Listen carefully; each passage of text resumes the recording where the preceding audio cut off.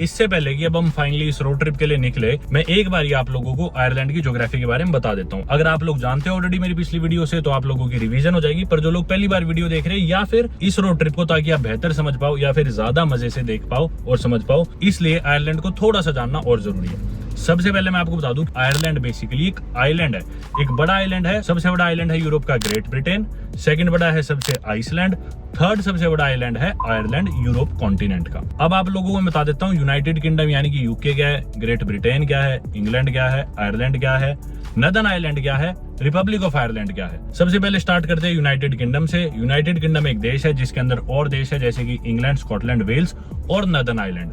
Northern Ireland क्या है उस पर भी मैं आ रहा हूँ। ये तो रहा यूके। अब ग्रेट ब्रिटेन क्या है, तो ग्रेट ब्रिटेन एक आइलैंड है जो कि आयरलैंड से कनेक्टेड नहीं है क्योंकि बीच में समुद्र है। और ग्रेट ब्रिटेन आयरलैंड पे 3 देश पड़ते हैं, इंग्लैंड, स्कॉटलैंड और वेल्स, तीनों पड़ोसी देश। यानी कि नदर्न आइलैंड ग्रेट ब्रिटेन का पार्ट नहीं है, लेकिन नदर्न आइलैंड यूके का पार्ट है। इंग्लैंड एक अलग देश है, वेल्स एक अलग देश है, स्कॉटलैंड 55 लाख है, उसमें से 6 लाख लोग इधर रहते हैं इनकी कैपिटल और लार्जेस्ट सिटी डबलिन में। अब डबलिन के अलावा इनके कुछ और बड़े शहर भी है जैसे कि कॉर्क, लिमरिक, गॉलवे, एक अलग देश है। और ये तीनों देश मिलके ग्रेट ब्रिटेन आइलैंड बनाते हैं और great Britain and the northern island मिलके यूनाइटेड किंगडम बनाते हैं। ये तो था यूके या ग्रेट ब्रिटेन का पार्ट। अब हम आ जाते हैं आयरलैंड पे। तो ये आयरलैंड एक आइलैंड है जो कि सराउंडेड है अटलांटिक ओशियन से। इसके ईस्ट में पड़ता है आयरिश सी और ग्रेट ब्रिटेन आइलैंड, और इसके साउथ में पड़ता है सेल्टिक सी। अब ये जो आइलैंड है ना आयरलैंड, ये हालांकि है तो बड़ा आइलैंड लेकिन ये उतना भी बड़ा नहीं है। पूरे आयरलैंड का एरिया है लगभग 84,500 स्क्वायर किलोमीटर के करीब। अब ये जो आइलैंड है ना आयरलैंड, ये भी 2 कंट्रीज में डिवाइडेड है।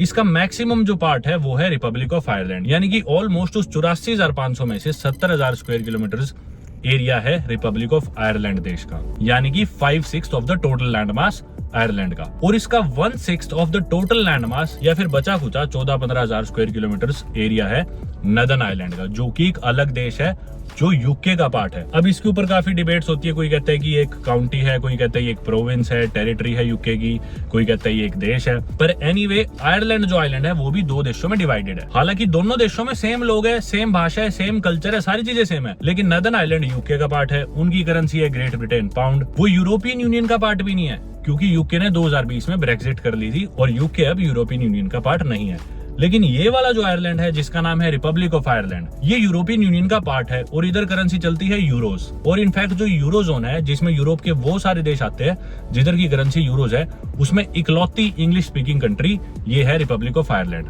रिपब्लिक ऑफ आयरलैंड की कैपिटल है डबलिन सिटी जिधर हम फिलहाल है, और नदर्न आयरलैंड की कैपिटल है बेलफास्ट जिधर हम शायद जाएंगे 1-2 दिन बाद। अब डबलिन सिटी से हम जाने वाले हैं रिपब्लिक ऑफ आयरलैंड की वेस्ट कोस्ट पे एक और सिटी जिसका नाम है गॉलवे। रिपब्लिक ऑफ आयरलैंड पूरे देश की पॉपुलेशन है लगभग 5 मिलियन के करीब, यानी कि 50-55 लाख के बीच में। और नदर्न आइलैंड की पॉपुलेशन मेरे ख्याल से होगी 1.5-2 मिलियन के करीब, यानी कि 15-20 लाख। और रिपब्लिक ऑफ आयरलैंड देश की टोटल पॉपुलेशन जो 50-55 लाख है उसमें से 6 लाख लोग इधर रहते हैं इनकी कैपिटल और लार्जेस्ट सिटी डबलिन में। अब डबलिन के अलावा इनके कुछ और बड़े शहर भी है जैसे कि कॉर्क, लिमरिक, गॉलवे, वाटरफोर्ड, और उन्हीं में से गॉलवे शहर हम जाने वाले हैं जो यानी कि आयरलैंड की ईस्ट कोस्ट यानी कि डबलिन से देश के बिल्कुल बीच में से ड्राइव करते हुए हम लेफ्ट की डायरेक्शन में या फिर वेस्ट की डायरेक्शन में जाएंगे गॉलवे शहर की तरफ। गॉलवे की पॉपुलेशन 1 लाख से भी कम होगी, लेकिन ऑब्वियसली आयरलैंड कोई बहुत बड़ा देश नहीं है और इतना दूर भी नहीं है। मेरे ख्याल से ईस्ट से वेस्ट कोस्ट पूरा 250 किलोमीटर के करीब होगा, ±20 किलोमीटर मान लो। मेरे ख्याल 270 होगा शायद ईस्ट से पूरा वेस्ट कोस्ट अगर हम जाए। अब अपन फाइनली अपना सफर शुरू करते हैं। एक और चीज कि जब हम वेस्ट कोस्ट की तरफ जाएंगे ना तो बीच में एक और शहर आएगा एथलॉन, जो कि पूरे आयरलैंड देश का हार्ट माना जाता है। और आयरलैंड के बिल्कुल बीचों बीच एक डॉट बनाए या बिल्कुल सेंटर देखा जाए आयरलैंड देश का तो वो एथलॉन ही पड़ता है। और पूरी दुनिया का जो आज तक का सबसे पुराना बार है वो भी उधर एथलॉन शहर में ही है, शॉन्स बार।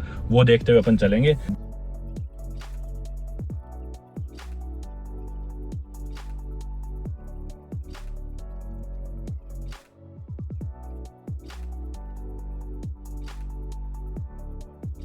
ये है सड़कें एथलॉन शहर की। अब जो शॉन्स पब है उसका नाम हमेशा से शॉन्स पब नाम नहीं था, पहले नाम कुछ और था उसका। ये देखो इतना कलरफुल सा है, ऑथेंटिक लेबनीज क्यूजीन अल्मेजा। लाइट सीधा इस पे पड़ रही है एथलॉन कास्टल पे। ये कास्टल है बाकी इधर का एथलॉन का। ये इधर 2-3 चीज़ें ही है घूमने की, एक तो ये कास्टल है, एक शॉन्स बार है, एक वो ब्रिज देख लो जिस पे अपन अभी चलेंगे जो आयरलैंड का सेंटर पॉइंट है। कहते कुछ और ऐसा है नहीं इधर। रिवर ये वैसे आयरलैंड की सबसे लंबी नदी है जो देश के बीचों बीच से बहती है। 360 किलोमीटर लंबी है नदी शैनन रिवर, मतलब मेन नदी इनकी यही है सबसे बड़ी। अब वो पॉइंट या तो उस ब्रिज पे है या इधर है, मैं वो पॉइंट तलाश रहा हूँ पूरे आयरलैंड देश का जो बिल्कुल बीचों बीच का जो।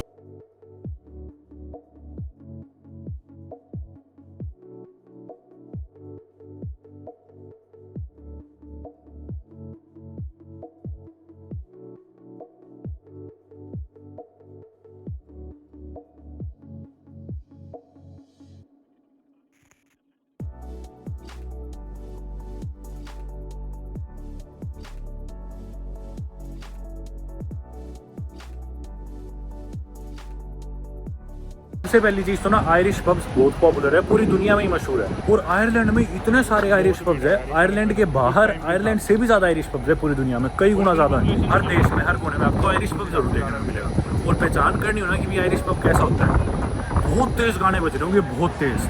हर जगह गिनीज के पोस्टर लगे होंगे, जो बार है उस पर जगह जगह गिनीज लिखा होगा, गिनीज के ग्लासेस होंगे, अंदर फुटबॉल चल रही होगी, डार्क सा कलर होगा, लाइटें कम होगी और काफ़ी हरा रंग भी देखने को मिलेगा। बहुत सारे आयरिश पब्स हैं और मेरे को आयरिश पब्स हमेशा से ही नहीं पसंद थे, बहुत लाउड होते हैं, एक तो बात नहीं कर सकते इनमें, और बस गाने बज रहे होते हैं, बियर पी जाओ बियर पी जाओ।